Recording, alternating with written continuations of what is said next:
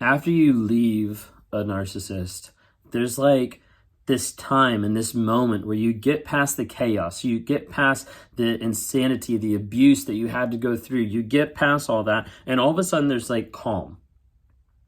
And at first, that calm seems really disconcerting. That calm seems really weird. That calm seems really different because you've been running off of high adrenaline, high stress, high safety mode of like, what's going on? What do I need to do? Walking on eggshells, all this type of stuff. And you get to the place where all of a sudden it's calm. And that calm can do two things. It can help you get to a place of peace, which is awesome, but that calm can also confuse you. That calm can start to make you think and feel like, wait a second, like I'm actually missing that person. I'm missing the interactions, I'm missing the engagement, I'm missing the connection, I'm missing all these different aspects about that person. Like I don't feel right because life is not how it used to be. Because when we're in an abusive relationship, when we're in a narcissistic abusive relationship, a relationship with a toxic person, it gets to be to a place where it feels like a drug. It feels like you're addicted to that person. That's how people come out of those relationships with trauma bonds, with the idea of like Stockholm syndrome, where they want to go back to their abuser, where they want to go back to the person that treated them the worst that they've ever been treated in their life. And they want to do that consistently. They want to go back to that person. And oftentimes it's because it gets so convoluted, so confused in their mind, so confused in the relationship of what's going on, because you have someone who is abusing you and then telling you that they love you. You've got someone who's treating you awful and then saying, I care about you. I want us to stay together. I want us to work on this. You've got someone who's bringing you flowers and then going out and sleeping with someone else. It goes back and forth all the time. And it seems so crazy at times, the highs and the lows that come from this, that you end up getting to a place after the relationship, after you've broken up, after they've discarded, whatever it might be, you're separated from that toxic person. And then you start thinking, maybe it was me. And sometimes, sometimes people have the feelings of guilt that they left that person, of guilt that they stopped trying. And they'll start thinking in the back of their heads, like, what could I have done differently? Like, maybe I didn't love them correctly. Like, maybe I should have talked to her differently. Maybe I could have respected him more. Maybe I could have been more supportive of her venture. You start seeing more and more thoughts that start to plague in your head, especially if you ever see anything of the narcissist on social media, of flying monkeys, of different people that are telling you different things, especially if you see that. So that's why I say block, go no contact, ghost, because you don't need that in your life. It's not helpful.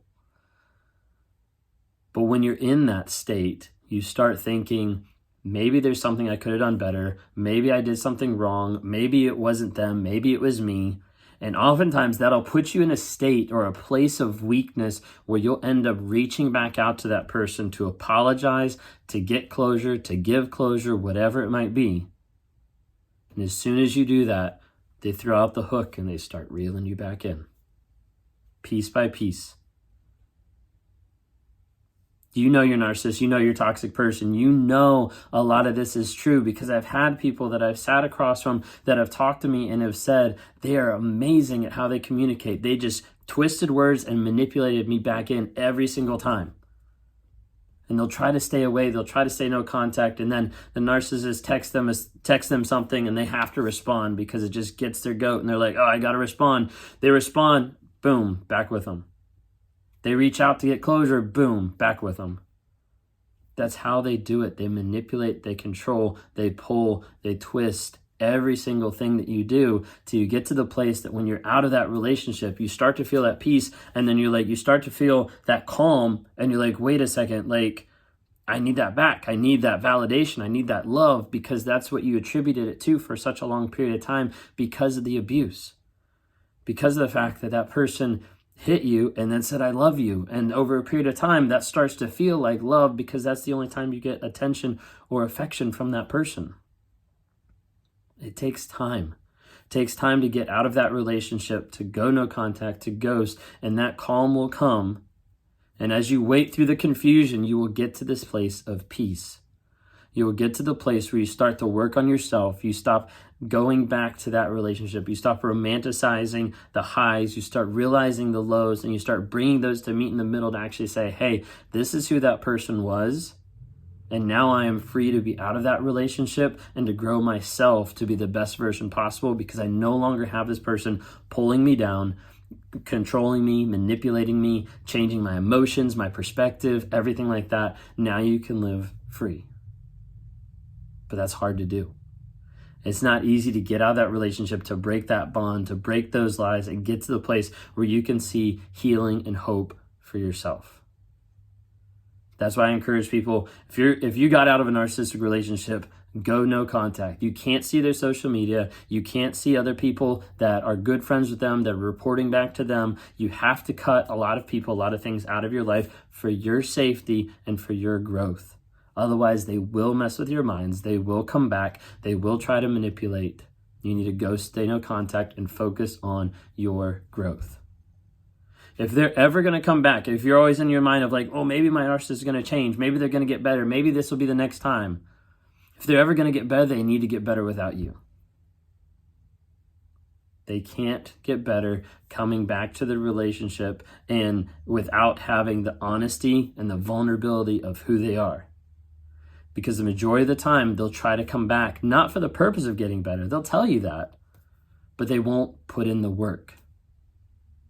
People oftentimes ask me, how do you know a narcissist is actually changing? How do you know that it's actually going to work this time? How do you know that they want to get real? They're going to make effort.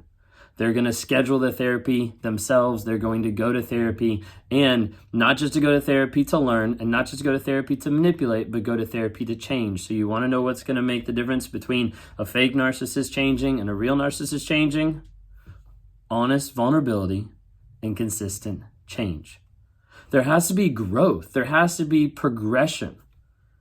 Because you've seen it time and time in your relationship and other toxic relationships. They'll say they want to change, and then it lasts for a day. They'll say, hey, I'm going to call a therapist, and then they never do. They'll say things after things after things, but the truth to it is, what is the follow-up action? What are the facts that support it? How did they show up? How did they show that they were working to change consistently and constantly, to grow themselves, to grow the relationship, whatever it might be? Has to have honest vulnerability, consistent change to get anywhere. Most of the time, they're not willing to do that. If you like what you saw here, if you want to interact more, would love to talk to you. Reach out to me, rawmotivations.com. I've got one-on-ones on there. I meet with people, whether you come across with narcissistic traits and you want to talk through those so we can get you into counseling, get you to stop lying, get you to try to focus on healing and growth, or whether you're stuck in a relationship or just getting out of a narcissistic relationship and you're like, how do I get rid of these lies? I don't understand. I can't wrap my mind around what's been going on. How do I find that healing and growth? Would love to talk to you as well. rawmotivations.com. Follow me on social media. We got TikTok, Instagram, Facebook. Also, if you listen on podcasts, we got Apple Podcasts, Spotify as well. Thanks so much. Check out Raw Motivations for different things coming. We've got the Narc app that's going to be coming here. Slowly releasing it right now in different stages. But yeah, thank you so much. I appreciate it.